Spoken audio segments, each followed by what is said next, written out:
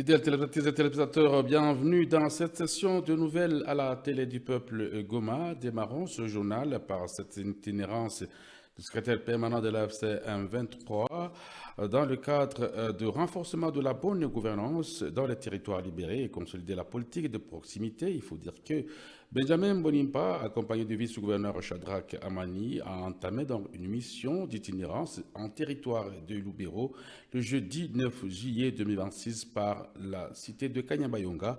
Plus de détails dans ce reportage de la cellule des communications du gouvernorat du Nord Kivu. C'est dans le cadre de consolider la bonne gouvernance dans les zones libérées que la haute hiérarchie de l'AFC 123 a dépêché ce jeudi 9 juillet dans les territoires de Lubero une grande équipe conduite par le secrétaire permanent Benjamin Bonimpa, accompagné du vice-gouverneur du Nord Kivu en charge de finances, économie et développement Shadrach Amani Bahati. La délégation est arrivée dans la commune rurale de Kanyabayonga aux environs de 12 heures locales. Ici, le secrétaire permanent de l'AFC 123, Benjamin Bonimpa, a présidé une grande réunion aux côtés du vice-gouverneur Shadrach Amani Bahati dans le but de s'imprégner et de palper du doigt le vécu quotidien des habitants. Au cours de cette rencontre avec la population de Kanyabayonga dans les territoires de Lubero, le vice-gouverneur du Nord Kivu, Shadrach Amani Bahati, a une fois de plus rappelé à la population que l'AFC 123 n'est pas un groupe armé ni une rébellion. Na chama yetu iko na mission, na ile mission tutahakikisha na tumefikisha kumwisho, na kwa kuifikisha ni kuleta changement ndani ya nchi yetu, kubadilisha uongozi mbaya ambao watu wa Kinshasa wakiongozwa na bwana Felix waliweza kutia ndani ya nchi yetu. Tunawaambia kama watu wasiwadanganye, wawaambie eti tutatoka, hatutatokaka. Ile kitu tunaisemanga kila siku, musifate vitu ambavyo watu wako naandika wakiwa Butembo, Beni, Kinshasa, eti tutatoka. Ni uongo mtupu. Cette mission d'itinérance vise également à consolider la paix et évaluer les travaux de développement en cours dans les territoires de Lubero, mais aussi renforcer la proximité entre les gouvernants et les administrés, a fait savoir Benjamin Bonimpa, secrétaire permanent de l'AFC 123. Merci beaucoup, monsieur le journaliste. Nous sommes venus visiter notre population de Kanyabayonga dans le but de consolider la paix qu'ils ont chèrement acquise et aussi voir les projets de développement qu'ensemble avec eux nous allons faire et évaluer déjà les travaux de développement qui ont été faits sur la voirie dans la commune de Kanyabayonga, les réalisations, les constructions, les hangars pour les cultivatrices des ananas et les projets d'adduction d'eau. Et continuer à consolider les acquis dans la lutte, dans la riposte, dans la maladie virus Ebola. Voilà un peu le but de notre mission. C'est une mission d'itinérance pour voir nos administrés et ceux qui sont en train de diriger nos populations, dans quelle manière ils sont en train de travailler, la collaboration, l'adhésion populaire dans la vision de notre organisation. Et partout où nous travaillons, les travaux de voirie dans la voirie Bukavu-Kamanyola. Ici aussi, ils ont posé le problème de ce pont-là que nous devons vite réhabiliter parce que nos populations de Miriki, Luofu et d'autres parts acheminent les vivres dans la commune de Kanyabayonga et même pour aller jusqu'à Goma. Donc c'est un pont très stratégique où nous devons travailler sur ça. Concernant les retraits de l'AFC 123 observés dans certaines zones il y a plusieurs mois, le secrétaire permanent de l'AFC 123 donne quelques explications. Depuis que les réseaux sociaux ont trompé la population qu'on va quitter, où est-ce qu'on en est?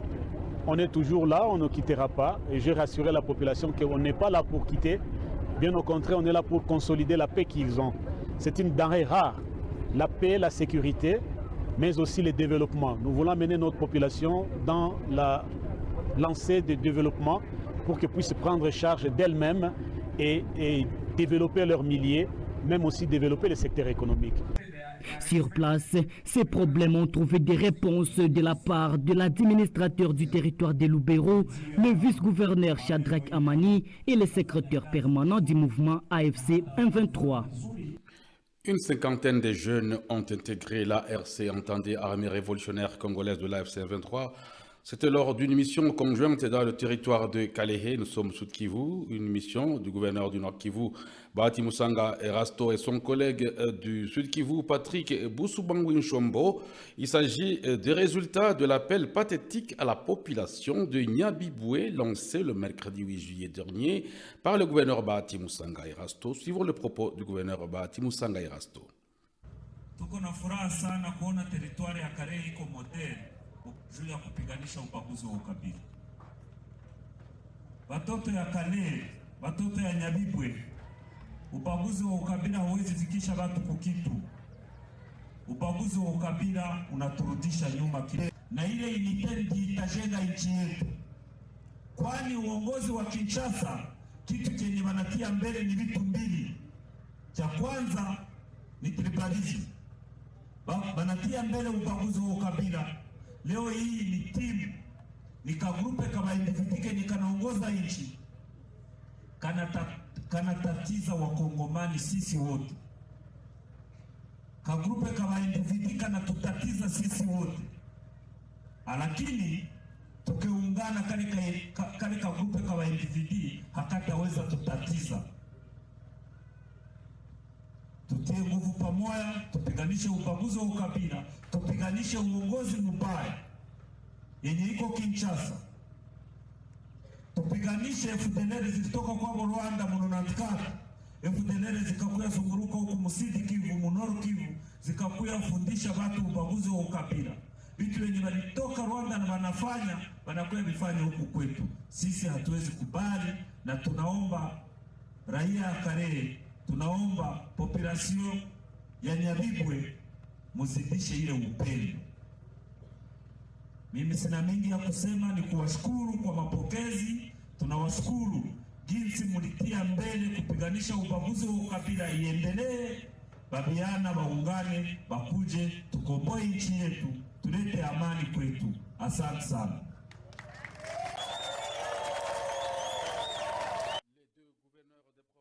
Nord Kivu et Sud Kivu décide de construire le pont sur les tronçons surnommés chez les Français pour son histoire tragique en territoire de Kalehe. C'était lors de l'itinérance conjointe dans cette entité libérée par la FC M23 de Bahati Musanga Erasto et Patrick Boussoubangouin-Chombo. Suivons les propos du gouverneur de province Bahati Musanga Erasto. Vile mbili zetu Goma na Bukavu haziungani vizuri. Kinaacha Goma na Bukavu haviungani ni hii fasi kwenye wanaita kwa Fransi. Tutaungana na mwenzangu na kwenye nguvu zetu zitashindwa, tutaomba uongozi wa chama ituongezea, lakini hii shida tunapaswa kuishi. Hii barabara na muhimu kabambi, kwani inaunganisha province zetu zote. Na ujue province ya Nord Kivu wana muhimu, wanalima sana. Province ya Sud Kivu wanachimba majiwe, hawalimi. Chakula yote inatoka Nord Kivu. Ina muhimu sana kwa raia yetu.